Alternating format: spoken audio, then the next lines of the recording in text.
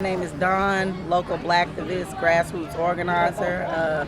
Out here today with a cookout. The cookout didn't actually take place here. It's just a cold word. We had 3 actions today. Only 3 that made it. We was trying to do 4. But we had 3 actions today that included an occupation. And so what that is a direct action where you're coming in and you're occupying. For instance, we went into the Walmarts today and we shopped, but we didn't buy anything. And we came in after a certain time and we just shut shit down. Okay, so what is your overall purpose of the cookout? The overall purpose of the cookout is to get people to start thinking about the financial aspect of things, where the money's coming from, because these people just don't get their funds from nowhere. A lot of times they can't fund themselves in the campaign with all that they need. Even Donald Trump, even though he has a lot of money, he often needs help for other people to fund his campaign.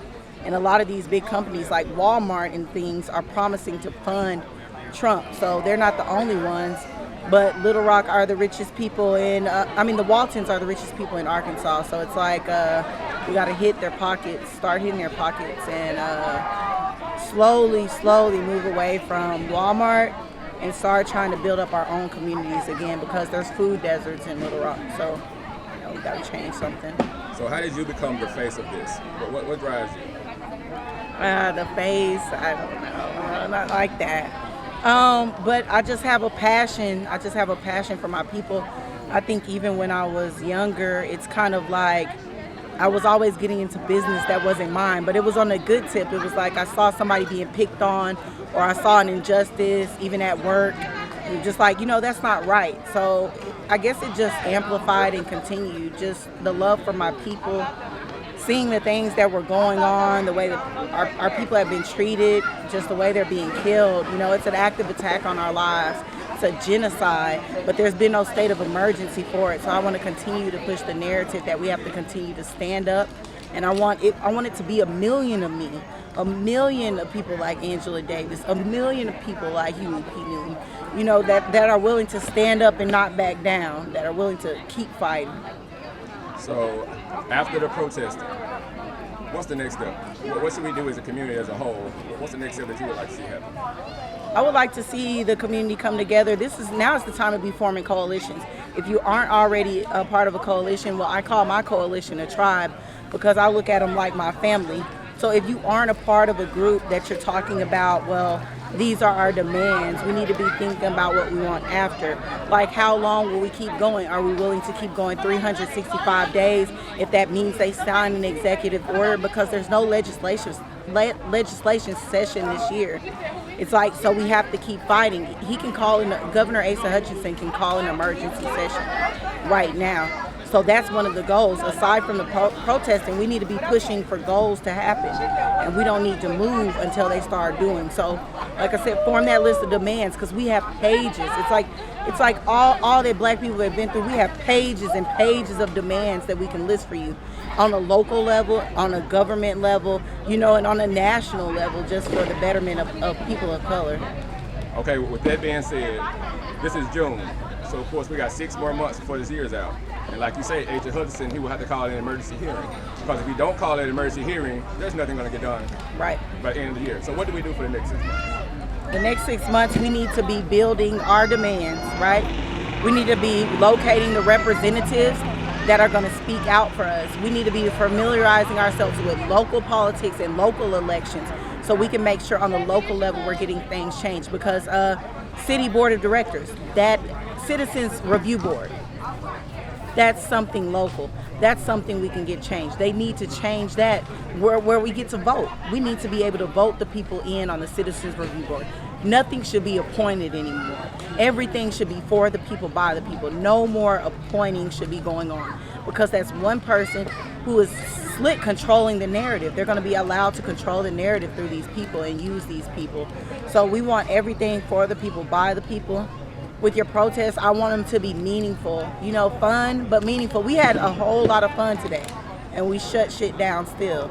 So I want people to be thinking, be productive, link up with like-minded people, and start knowing your rights. Even know your rights, aclu.org.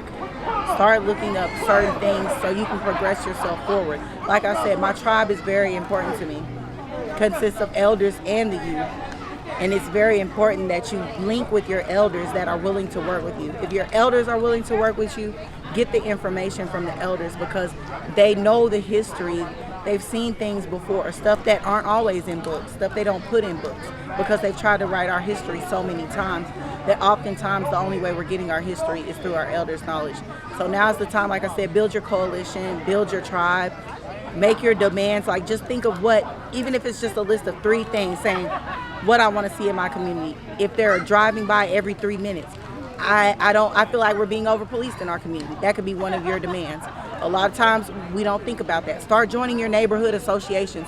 A lot of times it's as much as $10 to $20 for a whole year. And that's for you to get a say on what goes on in your community. Start attending city halls. Start paying attention. Everything is recorded. So it's very important we start paying attention to what's going on around us, awareness. I ask just people to be more aware.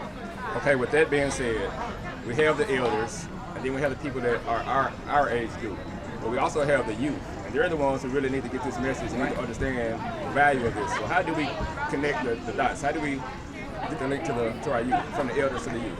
I think it's kind of a meetup. You have to find those willing, because a lot of times we have to fix the disconnect, and I feel like it's a lot of disconnect sometimes between the elders and the youth, as far as messaging and just language in general, because it's like I feel like sometimes we speak 2 different languages, and even myself, I had to progress as much as possible.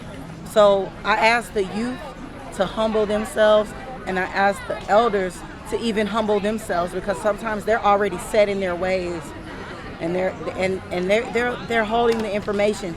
But it's young people out here that want to learn. It's young people out here that want to learn. So even if we have to start doing cookouts, or even if we have to start doing community breakfasts, or even if you just have to find your way in to even read a book to a youth, it doesn't even have to be a teenager. It could be a small children, because they're learning too. Even the smaller children, 5, 6, you won't have much problems out of them. But talk to them and teach them and tell them the stories. You know, so we have to all be willing. We have to remember we're family. The young people are ready to fight. That's a lot of times I hear the old people say, well, we can't fight anymore, but y'all can fight, and we can give y'all the information. So we're ready to fight. We're here fighting right now. We're here fighting right now. We haven't seen this since 1992. We're here fighting right now. So I hope that y'all can fight with us and give us the information we need, and I hope the youth can be receptive to that, especially my age group, because we're on the way to being set in our ways too. Our minds are harder to mold, I find, than the smaller children. So we have to be willing, and you have to be willing to take that information not only for yourself, but for your small children. All right, Ms. Jeffery. Well, we're going to wrap this up, but give us some words of encouragement or some kind of gem leave us with to remember you by. I don't know. I'm always saying give all power to the people. And I want y'all to keep fighting, and the cookout continues, because it's going to be more. It's going to be more.